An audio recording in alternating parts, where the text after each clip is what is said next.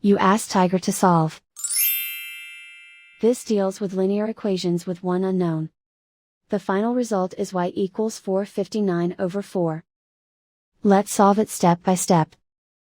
Simplify the expression. Simplify the arithmetic.